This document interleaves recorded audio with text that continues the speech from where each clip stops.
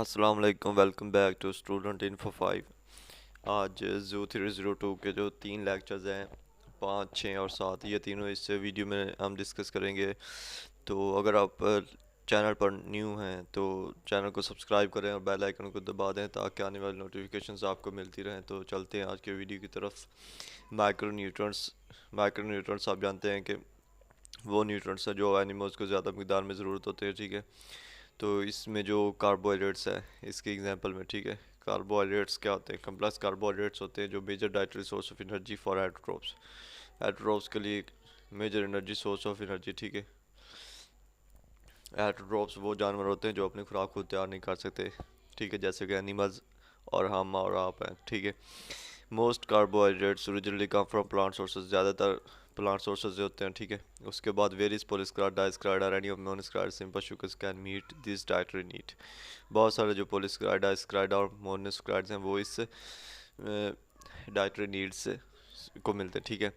जो कार्बोहाइड्रेट्स होते हैं वो फूड का ब्रेक करते हैं प्लांट में, ब्रेक डाउन करते हैं इनको शुगर और स्टार्च में, ठीक है। ये शुगर जो होते हैं वो इनटू मज़ीद करते हैं ग्लूकोज में, ठीक है। उसके बाद जो ये शुगर होती है वो इंडिविजुअल सेल्स इस्तेमाल करते हैं और इन्हें ग्लाइकोलाइसिस यानी ग्लूकोज को तोड़ने के लिए इस्तेमाल करते हैं और एरोबिक रेस्पिरेशन में, ठीक है। एरोबिक रेस्पिरेशन और एनारोबिक रेस्पिरेशन, दो तरह की रेस्पिरेशन होती है हमारे जिस्म में, ठीक है। एरोबिक वो जिसमें ऑक्सीजन इस्तेमाल और इनएरोबिक जिसमें ऑक्सीजन ना इस्तेमाल हो, ठीक है। तो न्यू कार्बन कंपाउंड्स और एटीपी बनते हैं इनसे, ठीक है। इस लेक्चर्स में आपने जो याद करना है इतना आप यहाँ से याद करें कार्बोहाइड्रेट्स के हवाले से, और इतना आप यहाँ से याद करें, ठीक है। इसको मज़ीद थोड़ा सा पढ़ लें और ज़्यादा ज़रूरत नहीं, ठीक है। इतना आप लाजमी याद करें, एज अ शॉर्ट क्वेश्चन अगर आए तो आप इतना लिख सकते हैं आसानी से, ठीक है। उसके बाद ये कार्बोहाइड्रेट्स है, ठीक है। इसमें शुगर है, स्टार्च है जो आपने पढ़े हैं, वो क्या करते हैं ग्लूकोज में इस्तेमाल होता है, ठीक है। शुगर यूज़ होती है ग्लाइकोलिसिस के लिए, ग्लूकोज को तोड़ती है। ये ग्लाइकोलिसिस हुई ग्लूकोज की, मज़ीद तो ये एसिटाइल कोएंजाइम में यूज़ होगा क्रेब साइकिल में और फिर एटीपी एनर्जी बन जाएगी, ठीक है। उसके बाद जो हमारे पास है सेकंड लेक्चर जो आज का है, मैक्रोन्यूट्रंट्स, लिपिड्स। लिपिड्स क्या है? Highly compact energy storage nutrients है। Highly compact energy storage nutrients यानी इनमें एनर्जी बहुत ज़्यादा होती है, ठीक है। न्यूट्रल लिपिड्स एंड फैट्स हैं। Triacyl cholesterols are contained in fats, oils, meat and dairy products, यहाँ ये पाए जाते हैं, ठीक है। उसके बाद जो है ये एग्जाम्पल में नट्स, फ्रूट्स, वेजिटेबल्स, फ्रूट्स जितने भी हैं वेजिटेबल्स सब लिपिड्स हैं, ठीक है। ठीक है, ये लिपिड्स आप इतना लिपिड्स की एज अ डेफिनेशन आए तो आप इतना लिख सकते हैं इसमें, ठीक है। उसके बाद they produce about 9 calories of usable energy पर ग्राम।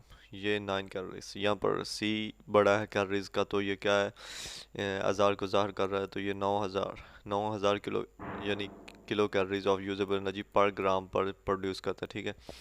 और ये एनर्जी ट्वाइस है उस एनर्जी के जो कार्बोहाइड्रेट्स और प्रोटीन्स जो हैं वो इक्वल मास हो फूड का, लेकिन ये उनसे डबल पैदा करता, ठीक है। बहुत से heterotrophs have an absolute dietary requirement for lipids. Heterotrophs जो होते हैं एनिमल्स, उनमें ये रिक्वायरमेंट होती है लिपिड्स के लिए, ठीक है।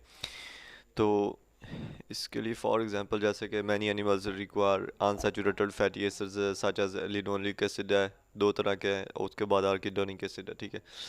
लिनोलिक एसिड जो पहला है उसमें क्या है, C18 है, H30 है और ऑक्सीजन जो वो 2 है, ठीक है।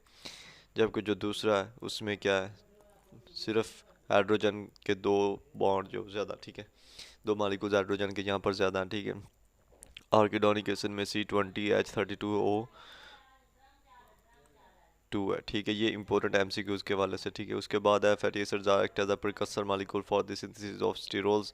ये फैटी एसिड्स जो है अनसैचुरेटेड फैटी एसिड है, स्टीरोल के सिंथेसिस के लिए बहुत ही इंपॉर्टेंट है। जो क्या करते हैं जैसा कि जो मोस्ट कॉमन है विस कोलेस्ट्रॉल। कोलेस्ट्रॉल क्या है, चर्बी जो होती है कोलेस्ट्रॉल ही होती है, ठीक है। कहते हैं कि सॉरी चर्बी नहीं, जो कोलेस्ट्रॉल लेवल होता है हमारे जिस्म में वो कोलेस्ट्रॉल कभी कहते हैं कि बढ़ गया, कभी कहते हैं कि लो गया, ठीक है। ये लो वो लो, ठीक है। ये स्टेरॉयड हार्मोन्स की तैयारी के लिए स्टेरॉयड इस्तेमाल होते हैं, ठीक है। उसके बाद स्टेरॉयड हार्मोन्स बहुत हैवी हैं, प्रोटीन कंटेनिंग हार्मोन्स होते हैं, ठीक है। इनमें ये बाद का पेशेंट्स उन पेशेंट्स को दिए जाते हैं जो लास्ट स्टेज पर हों, जिनके जिसम में कुव्वत मुदाफ़त बहुत कम हो, ठीक है। उसके बाद है lipids insulate the bodies of some vertebrates and help maintain a constant temperature. Lipid क्या करते हैं, बॉडी के टेम्परेचर को इंसुलेट करते हैं, ठीक है। उसके बाद ये क्या करते हैं, बॉडी टेम्परेचर को मेंटेन करते हैं, ठीक है। इसमें जो इम्पोर्टेंट है वो आप ये फैटी एसिड के हवाले से ये इतना याद कर सकते हैं, और ये एमसीक्यूज़ के हवाले से ये शॉर्ट क्वेश्चन लॉन्ग भी आ सकता है, 3 मार्क का, ठीक है। ये भी इम्पोर्टेंट है, ठीक है। उसके बाद है मैक्रो मालिक्यूल्स, ठीक है। प्रोटीन्स, इसमें प्रोटीन्स आ रहा है। प्रोटीन्स क्या है, basic to the structure function of the cell. Cell का जो बेसिक स्ट्रक्चर फंक्शन है वो क्या प्रोटीन्स करता है, ठीक है। Animal sources of protein include, ये प्रोटीन की डेफिनेशन है इतनी, ठीक है। इतनी प्रोटीन की डेफिनेशन। उसके बाद जो ये एग्जांपल है कि एनिमल जो सोर्सेज है प्रोटीन के वो क्या क्या है, उसमें एनिमल्स हैं, दूसरे एनिमल्स और मिल्क है, ठीक है। उसके बाद है प्लांट सोर्सेज। प्लांट सोर्सेज में बीन्स, पीज और नट्स हैं, ठीक है। उसके बाद है proteins are needed for their amino acids which heterotrophs use to build their own body proteins. Heterotrophs proteins को अपने अमीनो एसिड्स के एज अमीनो एसिड इस्तेमाल करेगा और अपनी बॉडी में और प्रोटीन तैयार करेगा, ठीक है। ये जो प्रोटीन फंक्शन है हमारे पास स्ट्रक्चरल प्रोटीन्स, ठीक है। स्ट्रक्चरल प्रोटीन्स नाम से ज़ाहिर हो रहा है कि स्ट्रक्चर सपोर्ट करती है, जिसमें कोलेजन है और कैराटीन है, ठीक है। उसके बाद है स्टोरेज प्रोटीन। स्टोरेज प्रोटीन का क्या काम है, स्टोरेज करना, ठीक है। Storage of amino acids and albumin, casein, ये सब इसी में, ठीक है। Transport protein. ट्रांसपोर्ट प्रोटीन क्या करना है, दूसरे प्रोटीन्स को जिसे हमें एक जगह से दूसरी जगह ट्रांसपोर्ट करते हैं। हीमोग्लोबिन इसकी एग्जांपल है, ठीक है। ये जो जितने भी प्रोटीन फंक्शंस है, स्ट्रक्चरल प्रोटीन्स है, स्टोरेज प्रोटीन्स है, ट्रांसपोर्ट प्रोटीन्स है, हार्मोनल है, जितने भी हैं ये सब इम्पोर्टेंट है। इन एमसीक्यूज भी आ सकता है और शॉर्ट क्वेश्चन भी आ सकता है, ठीक है।